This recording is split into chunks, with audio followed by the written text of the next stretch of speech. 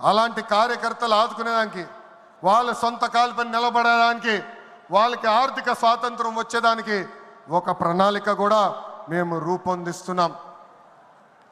ఈ 6 శాసనాలు మనకు కీలకమైంది.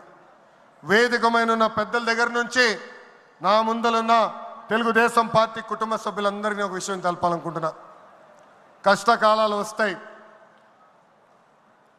మన రోజు కొన్ని నిర్ణయాలు తీసుకోవాల్సి వస్తుంది. ఒక మంత్రిగా, జాతీయ ప్రధాన కార్యదర్శిగా నేను కూడా కొన్ని నిర్ణయాలు తీసుకోవాల్సిన అవసరం ఉంటుంది.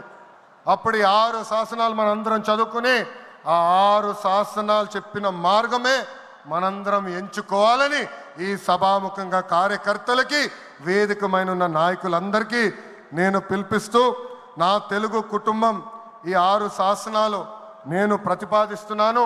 ఈ ప్రతిపాదన మీరందరూ బలపరచాలని ఈ సభాముఖంగా కోరుకుంటూ, నాకింత అద్భుతమైన అవకాశం ఇచ్చిన నా ప్రాణ సమానమైన కార్యకర్తలందరికీ పేరు పేరున నా హృదయపూర్వక ధన్యవాదాలు తెలుపుకుంటూ మీ అందరి దగ్గర నుంచి సెలవు తీసుకుంటున్నా. జోహార్ అన్న ఎన్టీఆర్, జోహార్ అన్న ఎన్టీఆర్. చంద్రబాబు నాయుడు గారి నాయకత్వం, చంద్రబాబు నాయుడు గారి నాయకత్వం. జై తెలుగుదేశం, జై తెలుగుదేశం. వందే వందే, జై హింద్.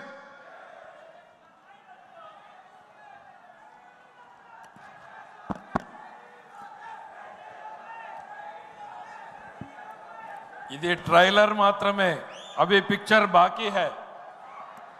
ఆయన రాజకీయ ప్రసంగం రేపు ఉంటుంది. ఇవాళ కేవలం పార్టీని బలోపేతం చేయడానికి, తన ఆలోచనల్ని ఈ మహానాడు వేదిక ముందు వ్యక్తపరచడానికే ఈ సమయాన్ని వాడుకున్నారు. యువకులు, మహిళలు, రైతులు, కార్యకర్తలే పార్టీ భవిష్యత్తు అనేటువంటి నినాదంతో పార్టీలో రావాల్సినటువంటి మార్పులకు శ్రీకారం చుడుతూ ఈ మహానాడు వేదికతో ఆయన ఆలోచనల్ని పంచుకోవడానికి సమయాన్ని వినియోగించుకుంటూ ఆయన మరొక మార్పుకు కూడా శ్రీకారం చుట్టారు. ఈ మహానాడులో తొలి రోజు మొత్తం కూడా కేవలం పార్టీ మీదనే చర్చ జరుగుతుంది. రెండవ రోజు ప్రభుత్వ కార్యకలాపాల మీద చర్చ ఉంటుంది.